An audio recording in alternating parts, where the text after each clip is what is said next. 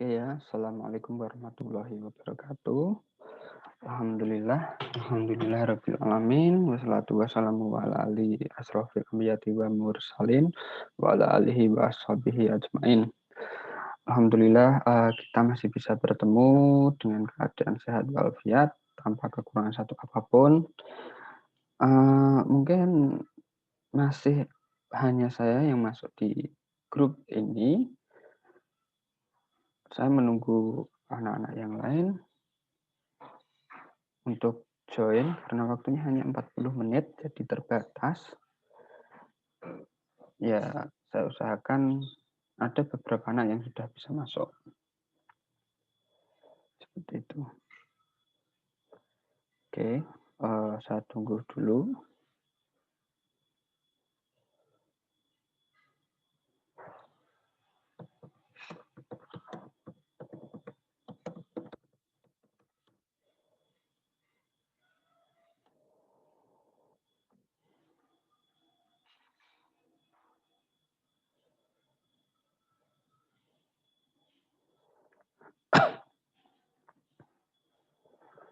Oh ya, untuk semester ini kita mempunyai tiga materi atau 3 bab yang akan kita bahas dengan waktu yang sangat singkat karena biasanya semester genap itu hanya mempunyai waktu efektif 4 minggu, 4 minggu maaf, 4 bulan. Nah, karena hanya waktu 4 bulan, maka 3 bab itu harus bisa diselesaikan sebelum 4 bulan tersebut. Nah, maka dari itu untuk anak-anak semuanya, dimanapun kalian berada, kalian di rumah harus tetap belajar, tetap membaca buku, membaca modul, dan literasi-literasi yang lainnya agar pengetahuan kalian itu tetap berkembang. Seperti yang kita ketahui dalam pandemi seperti ini, kita dihadapkan dengan sebuah tantangan, yaitu sebuah kemalasan, di mana kita malas belajar, malas melakukan kegiatan di luar, dan lain sebagainya, karena pandemi COVID ini kita hanya di rumah saja. Padahal kalau kita ingin dan kita mampu, kita bisa belajar di rumah dengan mengakses Android kalian. Karena Android kalian itu sangat multifungsi, terutama untuk belajar. Karena banyak sekali pengetahuan baru dan berbagai macam hal yang bisa kalian ketahui. Tidak hanya bermain Free Fire, terus Mobile Legends, Clash of Clans, dan lain sebagainya. Kalian bisa belajar di rumah dengan menggunakan handphone saja. Oke, baiklah, karena belum ada yang masuk, jadi ini hanya saya rekam.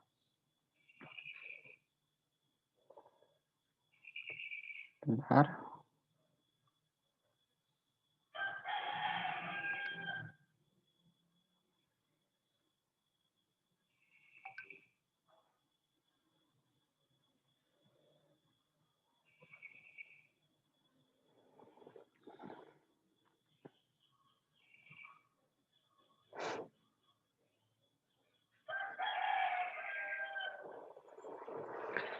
Oh ya, maaf, Pak Guru masih menggunakan kaos karena badan lagi tidak enak dan saya tidak bisa masuk ke sekolahan. Jadi sementara pakai kaos dulu. Untuk kedepannya saya akan memakai baju formal agar kelas ini terasa seperti kelas di kenyataan. Kita bisa berinteraksi langsung, kita bisa ngomong langsung. Yang penting kalian untuk mensiasati agar kalian tidak apa itu namanya, tidak kesusahan karena kuotanya habis. Kalian harus beli yang kuota belajar. Jadi kalau kuota belajar itu lebih murah daripada kuota normal. Tuh, oke, baiklah. Saya akan menjelaskan karena sampai sekarang belum ada yang masuk. Saya akan menjelaskan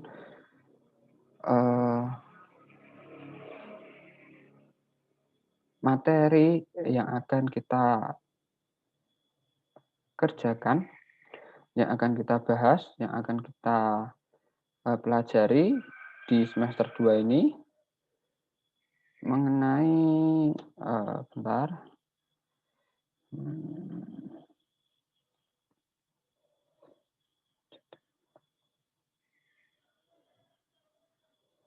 nah, nih,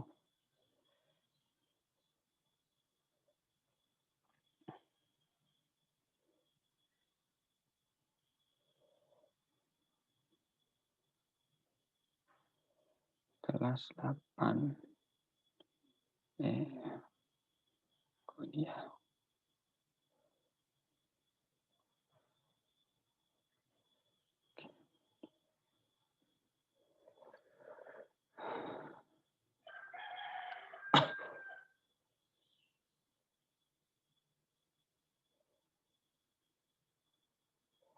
Saya tunggu sebentar, ini lagi proses pembukaan materinya. Jadi karena waktunya ini singkat, jadi kalian harus di rumah tetap belajar. Apa yang tidak kalian ketahui bisa tanyakan langsung kepada saya lewat WA atau lewat Google Classroom. Tapi saya anjurkan itu memakai Google Classroom karena di Google Classroom itu tidak terlalu banyak informasi dari guru lain dan tidak tertumpuk paling mudahnya.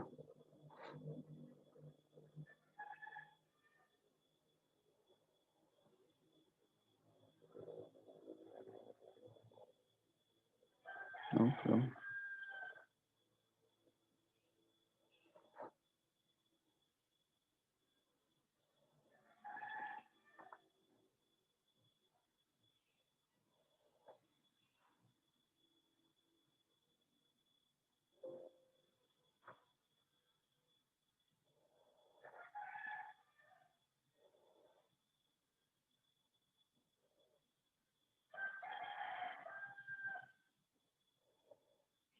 Oke, saya share screen. Oke ya, seperti ini tampilannya.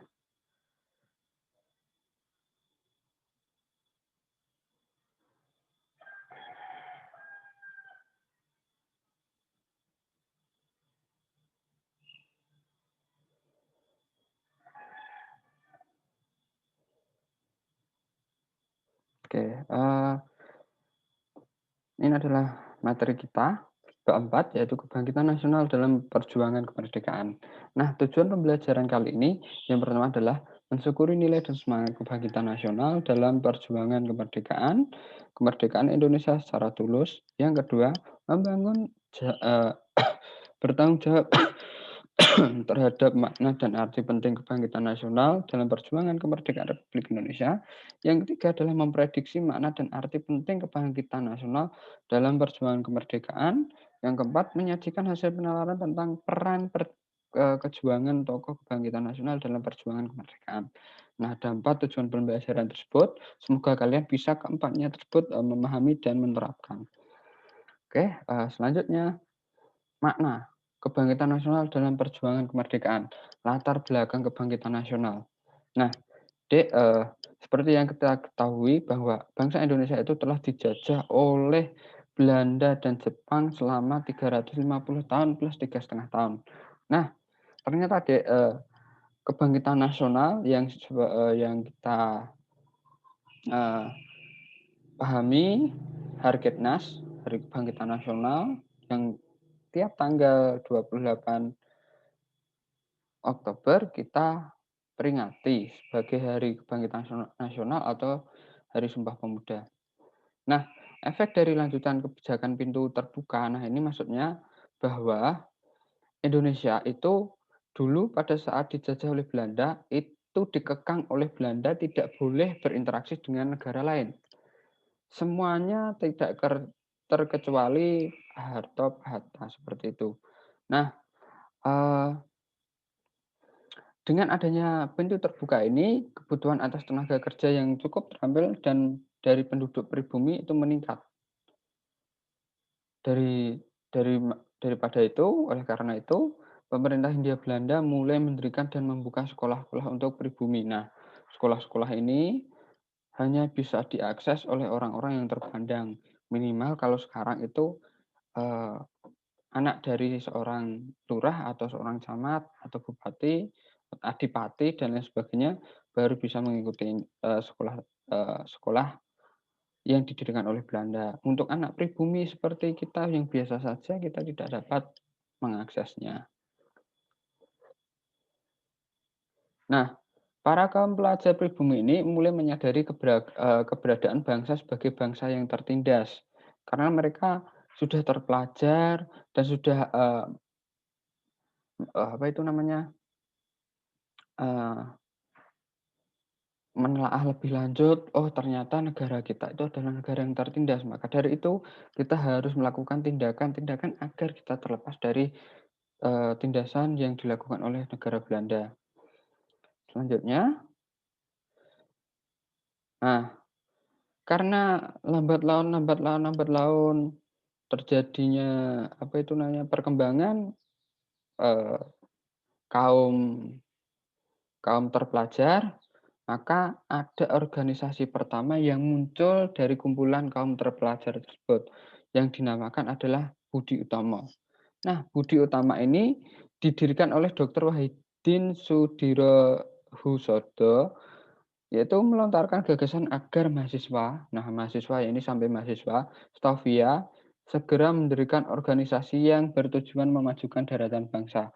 Stovia ini adalah universitas Belanda, di mana masyarakat Indonesia yang punya kedudukan dan terpelajar itu dikirimkan ke sana untuk belajar mengenai tata pemerintahan, mengenai taktik perang, dan lain sebagainya.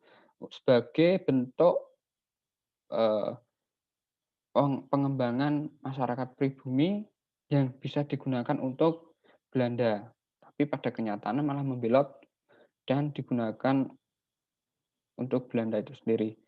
Oke, siapa yang masuk hari ini? Galaxy M10.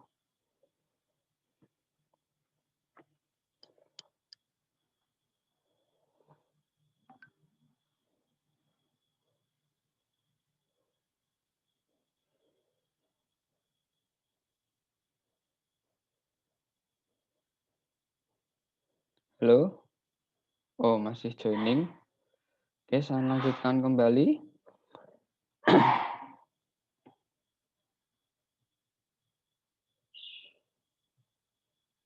Nah, Budi Utomo, dengan semangat nasionalisme juga menjalar pada serikat yang lain, organisasi lain atau serikat yang lain, yaitu organisasi Sarekat Islam. Keprihatinan Tirto Adi Suryo terhadap pedagang pribumi yang kurang mampu bersaing dengan pedagang Tionghoa dan India. Nah, pada waktu itu negara Indonesia itu secara ekonomi itu dikuasai oleh Belanda, tetapi untuk perputaran di bawah, pedagang-pedagang kecil, pasar dan lain sebagainya itu didominasi oleh pedagang dari Tionghoa dan pedagang dari Cina. Jadi jangan kaget apabila di sekitaran Indonesia, terutama Sumatera, itu masih ada orang-orang India, dan di Jawa itu ada orang-orang Tionghoa. Kita nggak usah jauh-jauh, di Solo itu ada banyak sekali. Itu adalah salah satu contoh dari pedagang Tionghoa yang sekarang bermukim di Indonesia. Nah, berikutnya, makna kebangkitan nasional dalam perjuangan kemerdekaan, Budi Utomo masih ya. Selain Budi Utomo dan Sarekat Islam, muncullah organisasi Indies Party yang memiliki tujuan meningkatkan jiwa nasionalisme untuk memajukan tanah air, berlandaskan jiwa nasional, dan mempersiapkan kehidupan rakyat yang bebas. Maaf, bentar.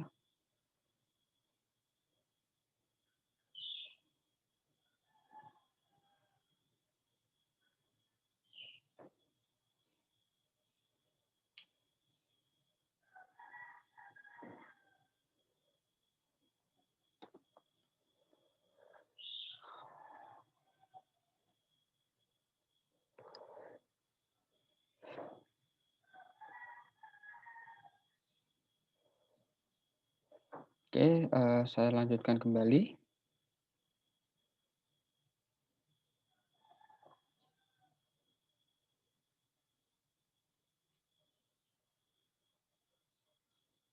Oke, saya lanjutkan kembali.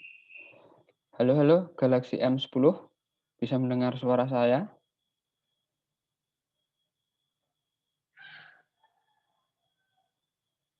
Halo? Pengaturan, pengaturan apa itu namanya, pengaturan, eee,